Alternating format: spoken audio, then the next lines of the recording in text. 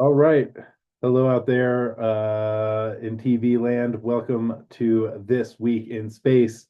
I am your host with the most, Joan Emerson Bell, the Blind Stallion Space Wizard, here to bring you all the astro weather to help you navigate this week in space with some elegance and some style, or at least maybe not breaking down, right? And if you need to cry in the walk-in during work, it's okay, right? If you need to take a break, if you need to take a breath, stuff is intense, and that's all right because I'm here for you. We're here for each other, and we're gonna get through this. What's up, Flora? Nice to see you, my friend.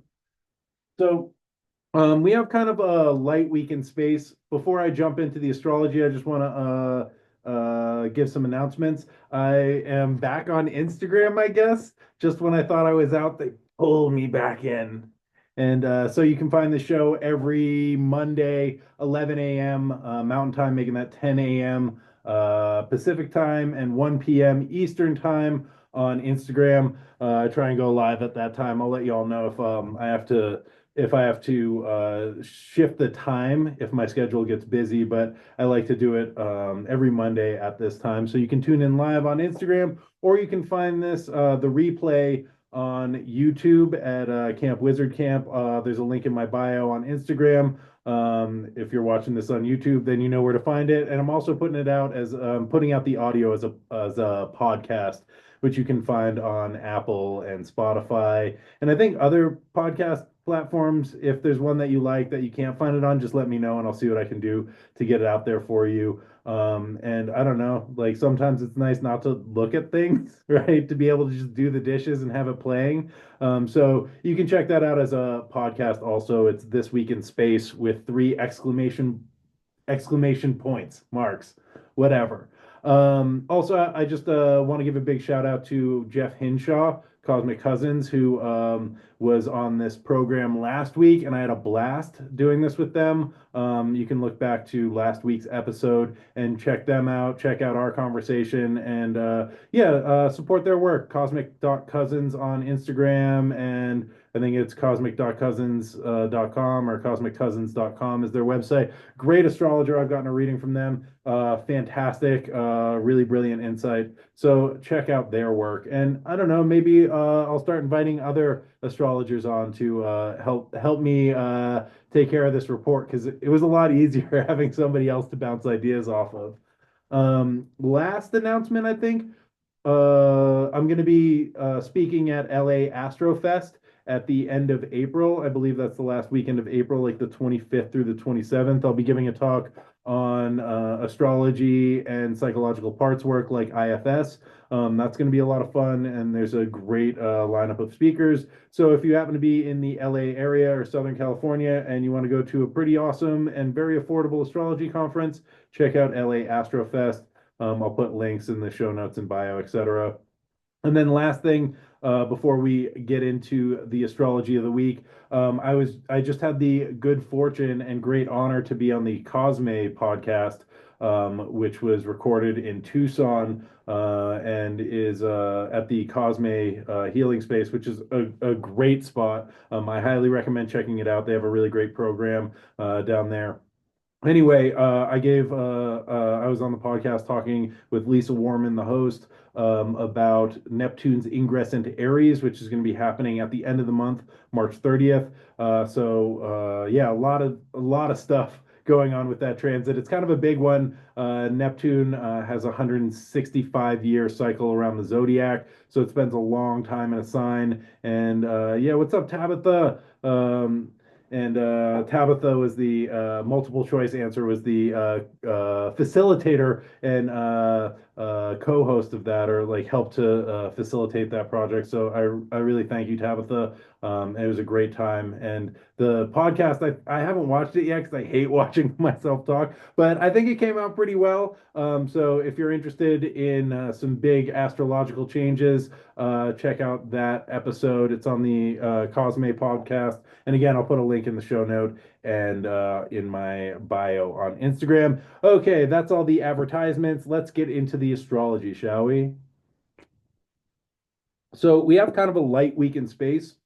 We have Mercury entering into Aries, Mercury forming a sextile to Pluto at 3 degrees of Aries and Aquarius, and then the Sun trining Mars later in the week. Um, oh, thank you. Yeah, multiple choice answer. Tabitha says it's a rich podcast and amazingly entertaining and informative. And I definitely second that. So check out the Cosme podcast. Um, okay.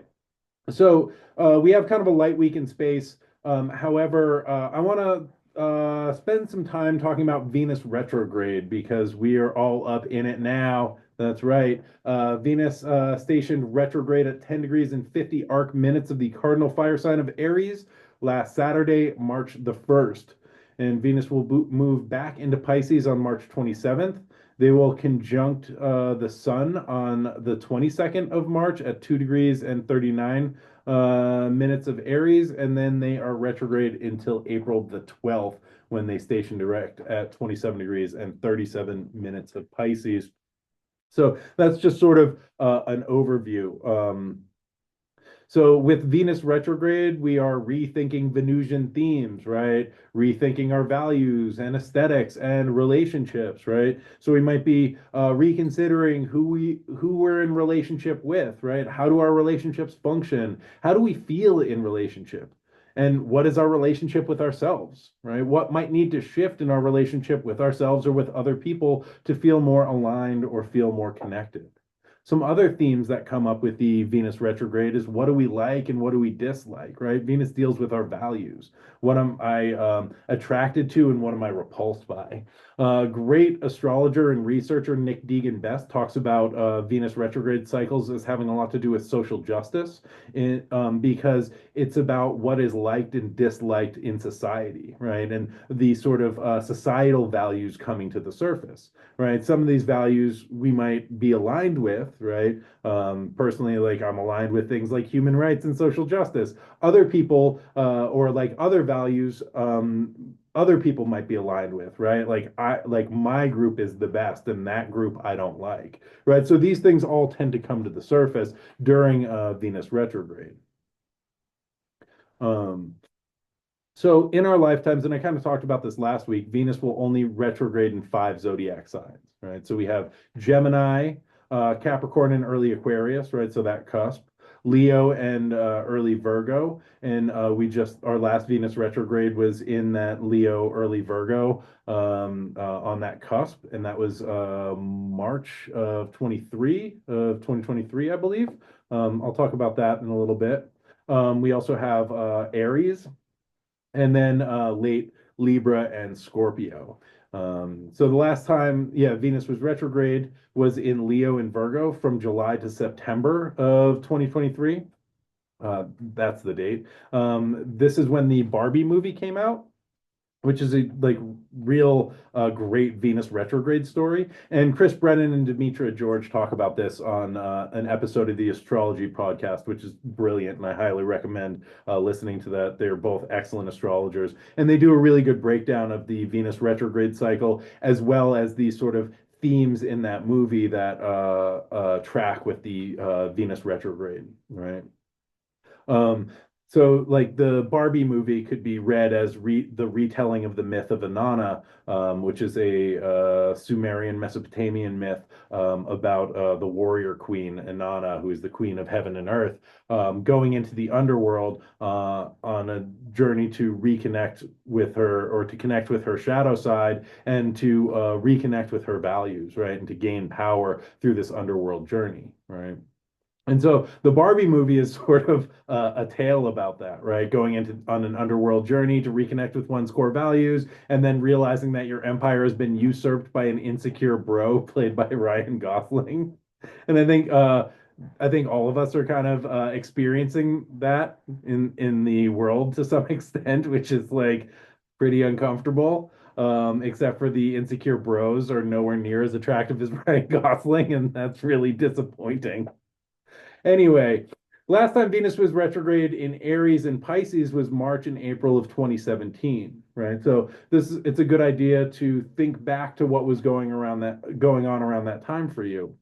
right? So there might be some echoes or rhymes that you notice in your current life to that period. Now, I think it's important to note that like things change, the skies are different, right? You're different. And so if you were having a difficult time during that 2017 March, April period, it doesn't mean that it's going to be difficult again. However, there might be retrograde Venus retrograde themes around like beauty, values, aesthetics, what you love, who you love, how you love, that you find reemerging at this time.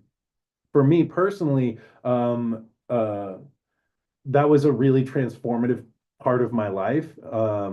During that retrograde, I went on I sort of changed my life. I went on a road trip with a friend of mine and realized that I didn't have to do what I was doing, right? I didn't have to do what I was doing for work. I didn't have to keep living where I was living. And it really like opened things up for me and allowed me a different perspective and allowed me to like really reconnect with what I value and what I love and what is important. And, this is a product of that. And so I'm really grateful to my friend who I went on that road trip with, as well as the Venus retrograde and the resources that I had to support me around that time. And so I'm just bringing that in because there might be parallels or things that we reconnect with during this time period that were developing or bubbling or coming to the surface in 2017. And so it's always interesting when we look at the kind of astrological cycles to reconnect in with what is important and what is valuable, or like what we were learning during those time periods,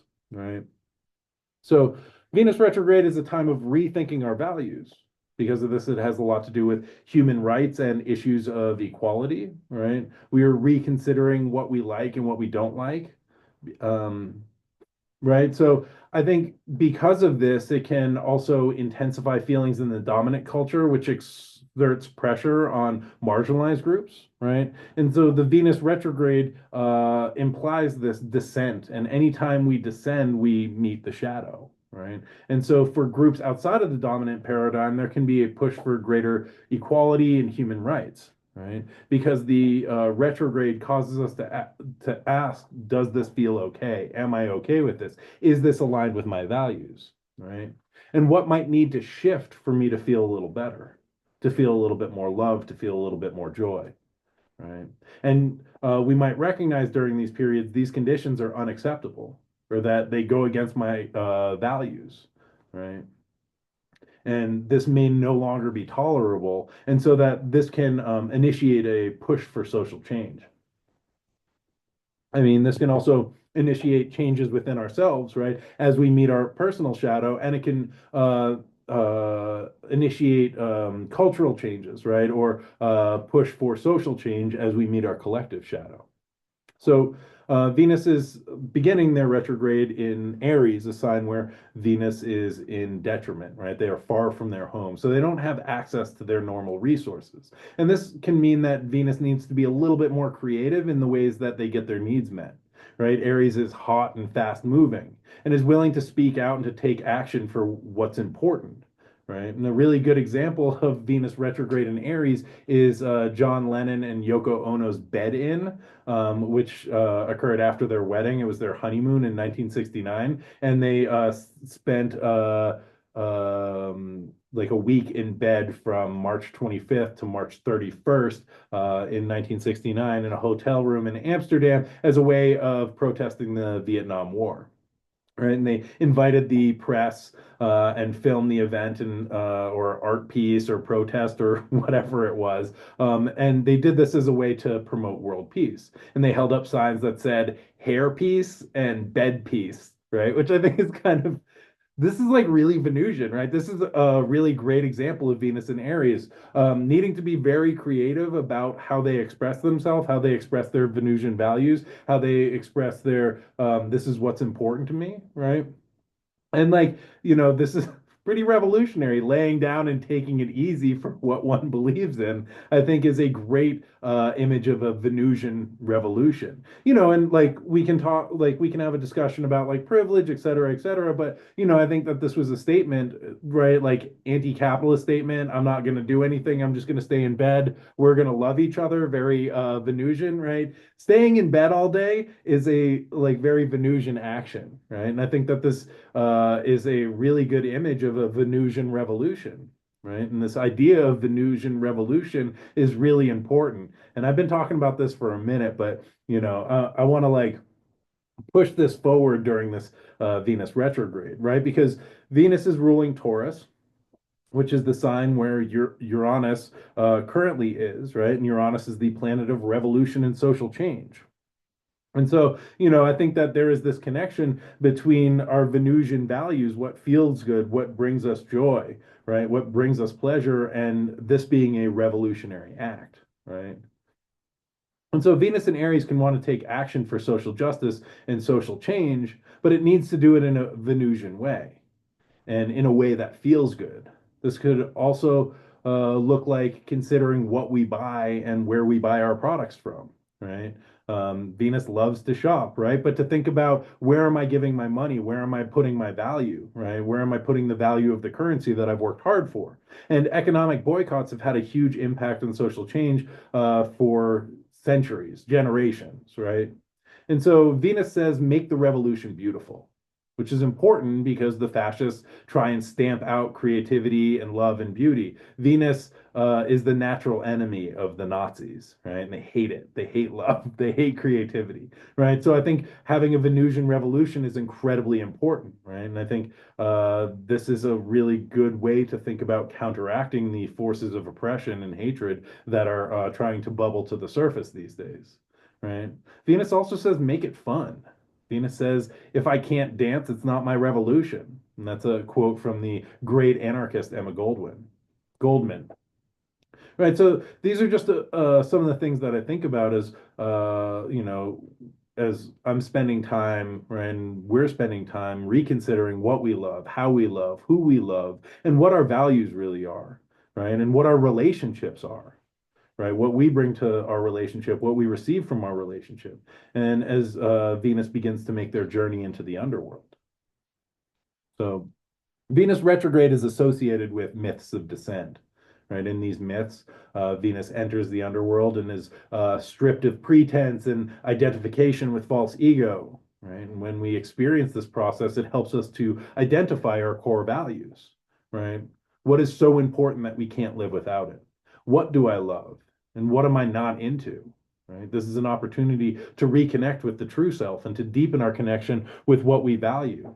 This is a time of discernment and of letting go. And some of the myths that are associated with Venus's retrograde are the Inanna myth, which I'll talk a little bit about today. And in my next radio show, the Melee Report, it's going to be all dedicated to a retelling of the myth of Inanna, the queen of heaven and earth, through music, dance, and song. So be sure to tune into that. And for those of y'all who don't know, I do a astrology themed radio show called the Melee Report that comes out sometimes weekly on SoundCloud. And I just put out the first episode that I've done in a while, so you can check that out. I'll put another link to that in my stories later today.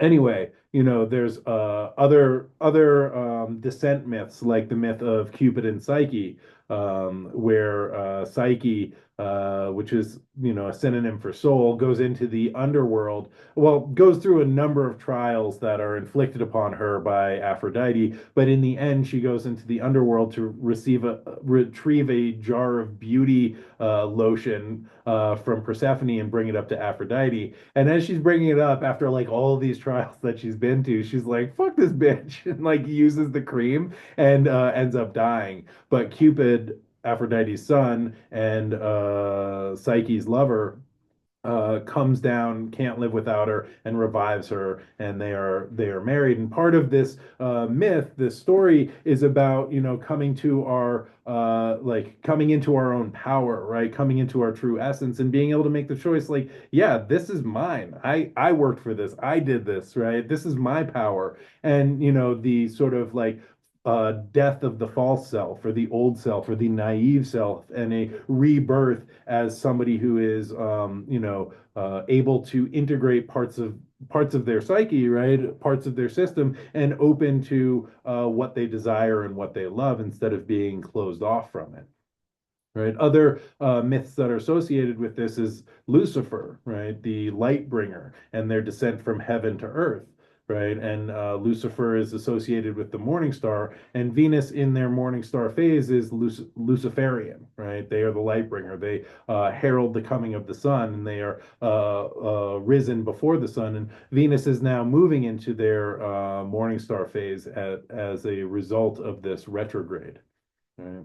And again, the Barbie movie is a pretty great interpretation of a descent myth, going from naivety into one's personal power through a descent and meeting the shadow, right? And yeah, one more time, the Barbie movie came out. The last time Venus was retrograde, excuse me, in Virgo and Leo, which was in July to September of 2023. So, um, one second. Never mind. So, in the myth of Inanna, I meant to have my book to show you, but maybe I'll put a picture of that in my stories. There's a great interpretation of the myth by, I believe, Diane Wolgestein. Can't remember if I'm saying her last name correctly. Anyway, I'll put a picture of that in the stories so y'all can check it out. But in the myth of Inanna, right, the queen of heaven and earth opens her ear to the great below, right? This is how this epic poem begins. The queen of heaven and earth opens her ear to the great below, right? So we have this image of the queen sitting up high on her throne and then like hearing something from below, right? From below, from the depths, from the body, from the soma, from the unconscious, right? Something that says, okay, like I need to make a shift. Something's got to change. And so she leaves the kingdom of heaven and comes down to earth and goes down into the underworld to meet her sister Ereshkigal and to go to her brother-in-law's funeral. And as she descends into the underworld, she comes to a series of seven gates. And at each of the gates, she has to remove one of her power objects, her lapis lazuli breastplate, or the her perfume. I think it's her perfume that named "Come Man Come." Like the Babylonians, the Sumerians had like a really good sense of humor, and like some of their poetry gets pretty racy. Anyway. Right, she has to remove all of these power objects, these ego identifications, right? And she enters into the underworld stripped bare and kind of laid low, right? And then she meets her sister Ereshkigal, who is her evil twin, right? The dark side of the Queen of Heaven and Earth, right? The below aspect, right? The reciprocal below aspect. And Ereshkigal fixes on her the eye of death and kills her, and then hangs her body on a meat hook of the wall, which is like pretty gnarly, right? And so Inanna has her like personal assistant Ninshubur, who is like keeping a vigil for her. And when Inanna doesn't come back, she makes petitions to all the gods, and Father Enki finally creates the Kirigara, who are these non-binary beings who go into the underworld, and they meet Ereshkigal down there. And Ereshkigal, they're like, "Hey, how's it going?" And Ereshkigal is like, "Oh, my belly, my belly." And the Kirigara are like, "Oh, your belly, your belly." And Ereshkigal is like, "What? What? No, no one ever says that to me." She's like, "Oh, my back, my back." And the Kirigara are like, "Oh, you're back, you're back." And they're showing her compassion. And Ereshkigal is like, mind blown. She's like, I'm the queen of the underworld. I eat mud, right? I live in filth. No one likes me. No one invites me to their parties, and even if they did, I couldn't go, right? Um, uh, and I'm totally bummed out, and no one loves me. No one cares about me. Everybody just loves my sister, right? My sister Anana, she's the good one. I have to live down here with death, right? And then finally, these beings come and show me compassion. And she's so taken by that, she gives them anything that they want. And they're like, how about that old rotting corpse on the wall? And so Ereshkigal's like, yeah, sure. This old thing? Sure, take it. And so they bring her back to life. They feed her the water of life, and they bring her back up to the Middle Earth, right? Or back up to her queendom, where she finds her husband Demuzi has usurped her throne and turned it into his Mojo Dojo Casa house. And so then he is forced to go into a descent, like she, because the balance needs to be kept. Somebody has to be in the underworld and take her place, and she nominates Demuzi because he's just a lazy freeloader. And so the next part of the story is Demuzi's descent, where he's sort of haunted by demons and chased, and there's negotiation that happens around that. Oh, and I've got Jim Jams. Yeah, the book is Inanna, Queen of Heaven and Earth by Diane Wolgetstein and Samuel Noah Kramer. Thank you so much for putting that in there. I have it on my shelf. I meant to pull it out and read little sections, but perhaps we'll do that next week because Venus will be retrograde for 40 days and 40 nights, so we got some time.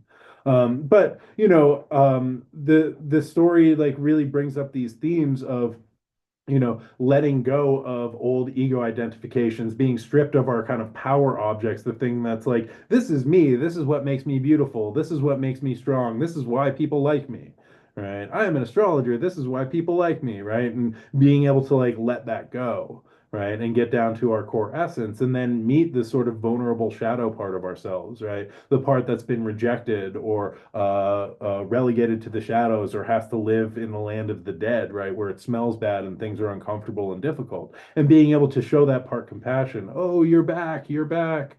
Oh, your belly. I'm here for you, right? Tell me what you need. I got you, right? And then through doing that, through this kind of death and rebirth process, and being able to have compassion for our personal Ereshkigal, right, and integrate that and to return back to the surface, right, and reinstate order in our world, right. And so, this is one of the myths that goes along with the Venus retrograde, and something to think about, right? How do we meet our shadow? How do we show it compassion? How do we let go of one identity, right? And sort of uh, come into a sense of appreciation and care and love for ourselves when we're stripped of the things that make us cool or attractive or beautiful, right? And like, how do we bring this back up into our everyday life? Another story that I've been thinking about a lot, and I talk about in this week's Melee Report, this week's radio show, is the story of Orpheus and Eurydice, where Orpheus is this great musician, and he marries Eurydice, his great love, and on their wedding day, she's bitten by a snake and brought down into the underworld, and he is dejected and despondent, and is like, "I'm gonna get her back," and goes into the underworld and uses his Venusian talent of making music to lull Cerberus to sleep and to get passage on the river Styx. And he entertains Persephone, and she's like, "Damn, that was a beautiful song. Okay, you could take her back. You could take Eurydice back, but she's got to follow you the whole way up. And if you turn around, you'll lose her. You've got to get her all the way out of the underworld, and if you look back, you will lose her." And so they go on this journey of ascent, right? And just as they are about to enter into the light, Orpheus loses faith and looks back and sees Eurydice there and loses her forever.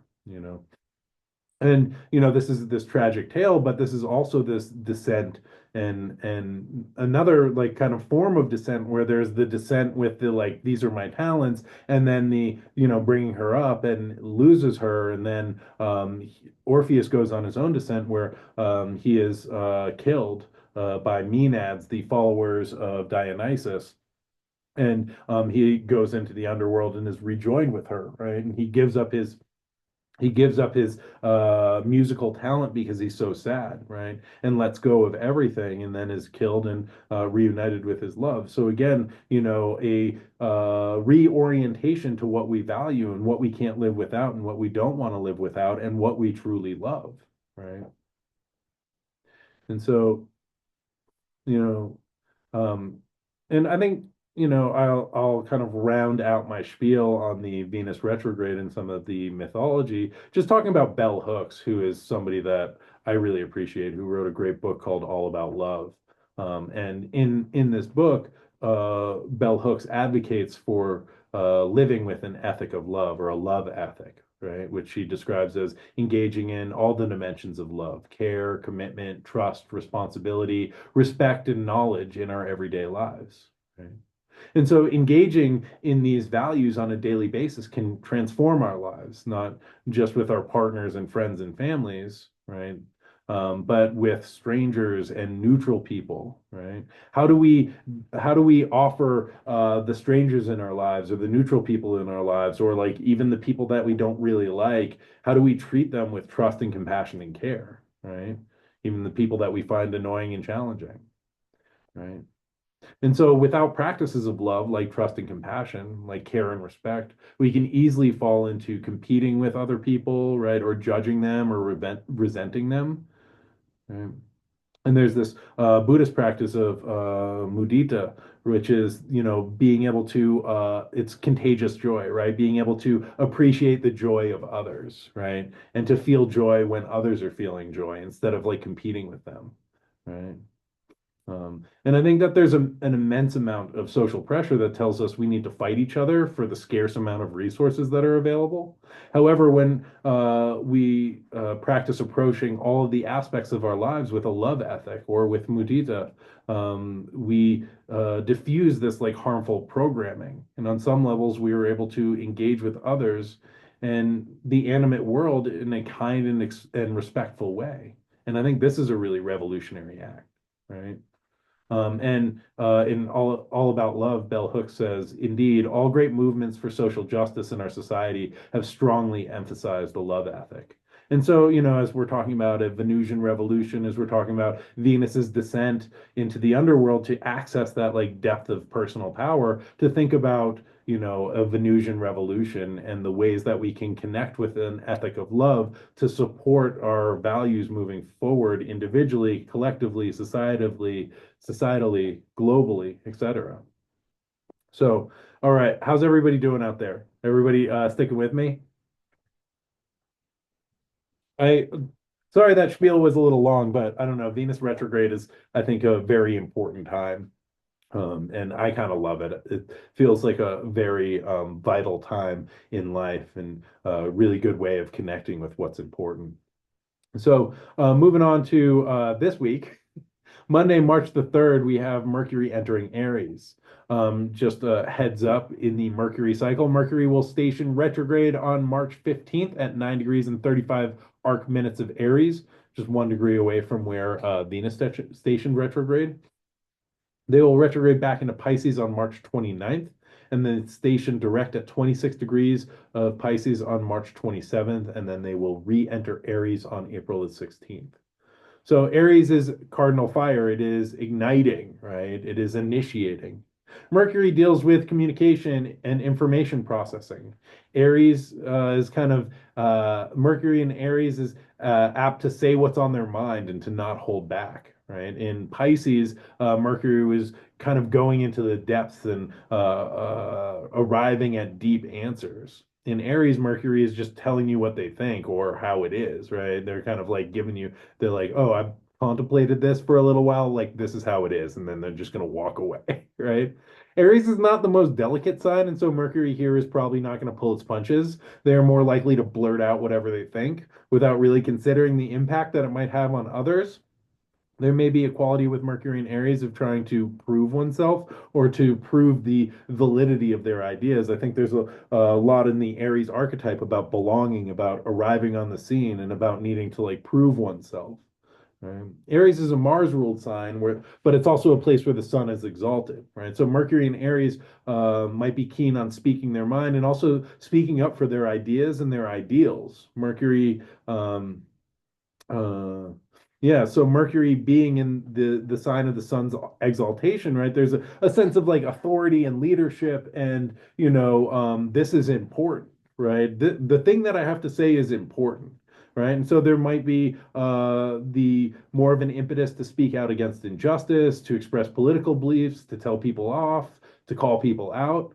There might be more of a desire to speak up and speak out with Mercury here. However, Mercury is about to station retrograde in a couple of weeks. So the things that are said now might need to be rehashed and rediscussed later on. So just pay attention to that when you are like, I'm gonna tell you what's up, right?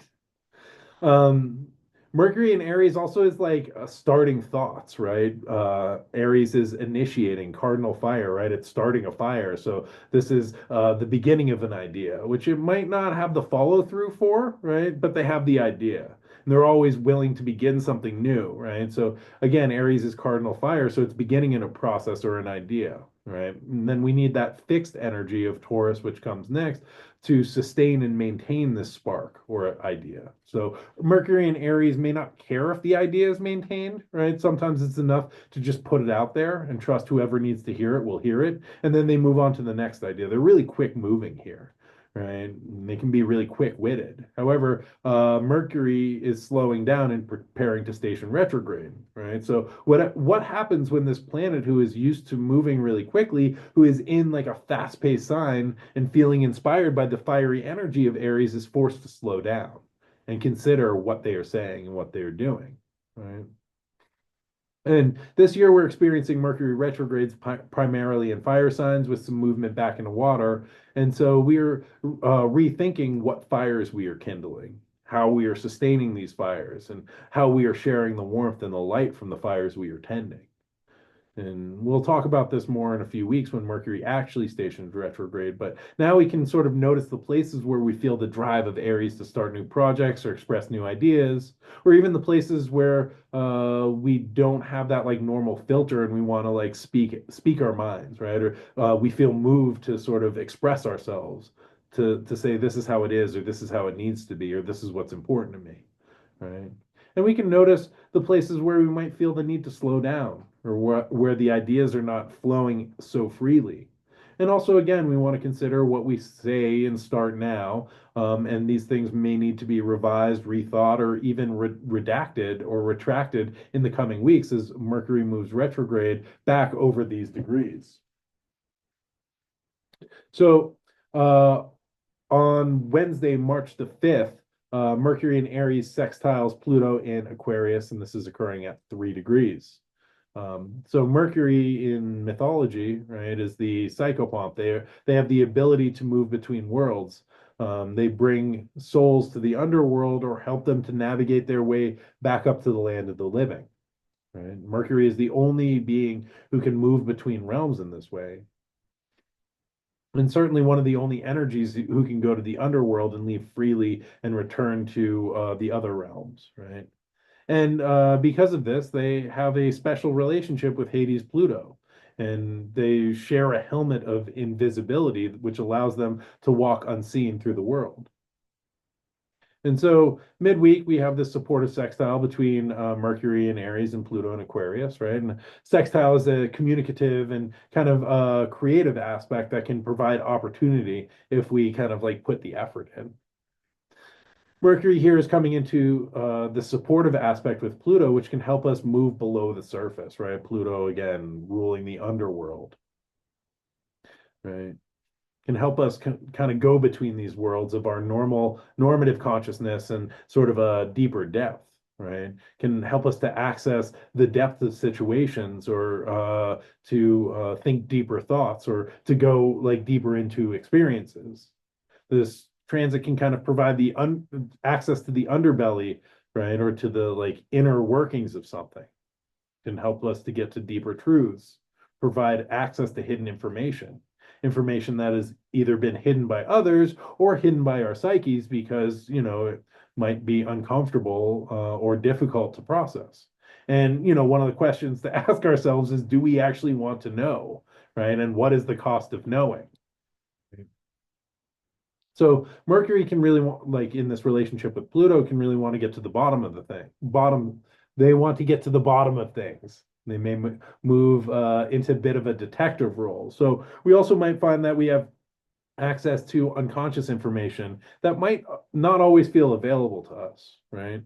And I think something that's important to consider is Pluto deals with power. This is an opportunity to connect with the power of information and knowledge, as well as the power of speech. Remember, words have power, and language has the power to shape our realities. Mercury is connected not only with communication and information, but also with magic. And Pluto rules the underworld and the unconscious realms as well as the land of the dead, right? So with this relationship, we can speak things into being. We can call things to life, right? We can evoke old memories, or we can like bring things into the underworld, right? Pull them back into their graves by what we say, right? And so one of the things that I've been thinking about along this line is dead naming Google, right?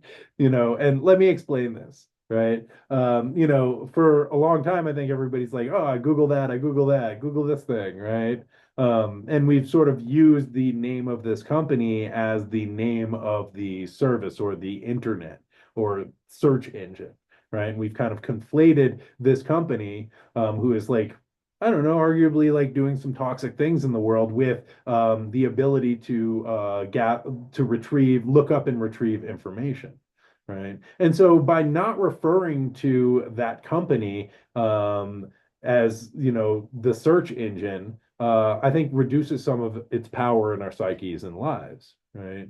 And I don't think that this is going to change the world, but I think it does like create a shift. And there is, yeah, Henry Turtlebox saying Beetlejuice, don't say it again, right?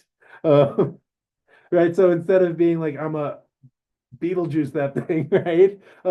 Be like, I'm gonna look it up on my internet browser. I'm gonna use my preferred internet browser to look this thing up, right? Instead of conflating the brand with the activity. And again, this doesn't change the world, but it does have an impact on our perception of the world and the ways that we participate in the world. And like I think separates out like this thing from that thing. And this is magic, right? How we construct our world through language is magic, right? So I don't know. I just figured I would put that out there. Pluto Mercury tells us that language has power, right? Like trying to call the Gulf of Mexico the Gulf of America, right? And I saw a meme that said that the real Gulf of America is the distance between the wealthy and the working class, which I think is very accurate. And I think of the Gulf of America as an uncanny valley, right? Which is, that place where AI is almost reality, but it's like disturbingly off, right? Where there's like extra fingers and you're like, that looks like my grandma, but it's not, right? That's the uncanny valley. And I think the Gulf of America is an uncanny valley, right? But this shows the power of language, right? And one of the reasons that I'm like, Google kind of sucks is they changed the Gulf of Mexico to Gulf of America on Google Maps. And I think that's just like cowardice. I think that's bootlicking, right? I think that's weak. I think that's dumb. But those are my opinions, right? So anyway, this week when Mercury sextiles Pluto, I think it provides us an opportunity to work with the power of language and as well as the power of our thoughts, right? And we're living through some pretty scary and destabilizing times. And I think one of the tactics of control in the Nazis and the fascists here is to throw a bunch of really frightening stuff at everyone to keep us dysregulated and freak everyone out so that people are burnt out and overwhelmed and can't fight back and respond in productive ways. Right. And this is the power of thought, right? This is the power of thought being motivated by fear, right? And so when we become activated and allow fear to run the show, it becomes much harder to fight back or to enact positive change or to come into supportive connections with each other. Right. So this week we can think about ways of using the power of our thoughts and speech to support our goals, to support each other, or to resist the forces of oppression and the techniques of dysregulation that they use. So when you find yourself on social media endlessly scrolling as a way of self-soothing, you're giving your power away. When you're able to come into connection with yourself and focus your mind on what is important for you, then you are able to come into a better relationship with the power of your thoughts and mind. Right? And part of this is coming into right relationship with our fear, right? That's the Pluto part, but not allowing ourselves to get hijacked by this fear. And when we can sit with the fear or are able to work with it, we might not be overwhelmed by it in the same way, right? And as we are able to regulate our systems and to focus our thoughts on what is valuable and important to us, we are also able to share this with other people in our communities or in our neighborhoods. Or in our social systems who might be feeling more a threat or more dysregulated or having a harder time. Dig? So that brings us to the last transit of the week. Friday, March the 8th, we have the sun in Pisces, trining Mars in Cancer. This is happening at 17 degrees and 50 arc minutes of these water signs. So, sun related to our identity, right? Who we see ourselves as being, as well as our aspirations, who or what we would like to become or achieve, how we want to shine our light in the world, how we want to show up. Mars is our ability to act. Mars says, I want to do this, I want to make this happen, or even this is worth fighting for. And so a trine is a harmonious aspect where these two energies work together, right? They're supporting each other. They are supporting each other towards their goals. This is a good time for getting things done, right? Mars can provide the energy to help us achieve our goals, to help move us towards our aspirations. One of the ways that Mars is talked about is as the right hand of the sun.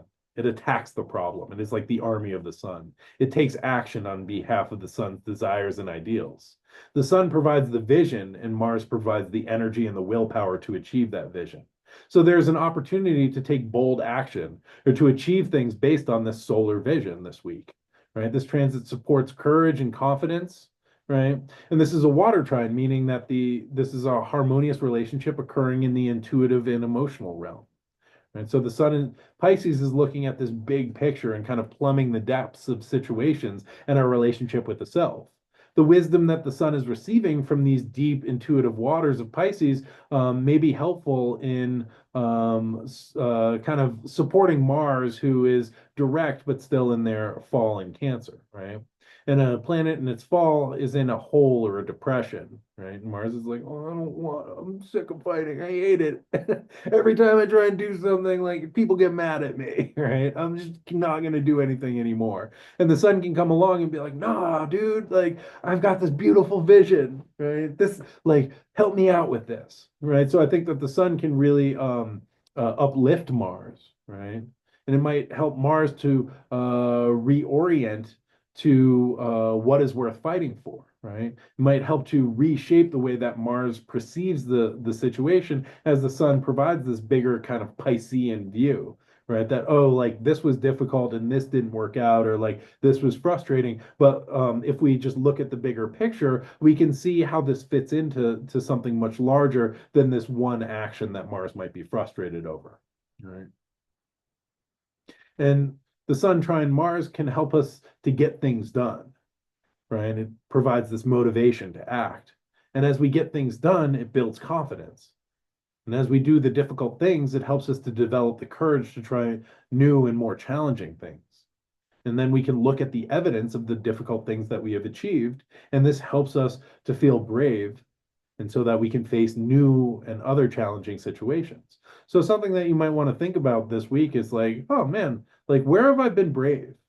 What are the difficult things that I've done that I've achieved, right? And Rick Hansen says that the brain is like Teflon for good experiences and Velcro for bad experiences, right? This is our negativity bias. So it's so much easier to be like, I tried this thing and it didn't work out, right? And that like sticks in our brain. It's a lot harder to be like, I tried this thing, it was challenging and it really worked out, right? So it takes more effort, and we have to actually spend time being like, oh, I did this thing and it was hard and I did it. I climbed this mountain. I, passed that test. I did that presentation. I, gave this astrology talk, whatever, right? Because on the other side of it, it's like, yeah, whatever. Of course, I did that. I had to do that, right? We never sit with, wow, that was really brave. That was really courageous. I really did a good job there, right? And I think it's really important to tune into that, especially this week with the Sun trine Mars, because that helps build confidence. It helps build courage, and it doesn't come naturally. It's so much easier to be like, oh, I messed that one up, right? Because that sticks. Because the things that we mess up help us to survive, but they don't help us to thrive, right? So we have to really sit with the things that we've done well, the things that worked out, in order to like build that reservoir of positive experience, right? And so as we kind of tune in to what's worked, right? Also, it can help us to tune into what motivates us. And how can we work to cultivate that motivation? How can we notice which emotions motivate us, right? And how can we use these emotions as fuel to achieve our goals, right? This is not just to ignore our feelings, right? Or like to extract our feelings as a fuel resource, but to feel them fully and to allow ourselves to be moved and motivated by these emotional currents, right? Kind of like surfing on a wave instead of being pulled under by it or like swept away, right? And so I think this transit fits really nicely with the Mercury sextile Pluto aspect that we experienced on Wednesday that I just talked about, right? Because that transit helped us to access the power of our thoughts. And this transit helps us to take action and to make bold decisions based on the deeper truths that we uncovered through that Mercury Pluto sextile. It also helps us to work with our emotions and to take action based on that intuitive knowing that comes from these water signs. Right.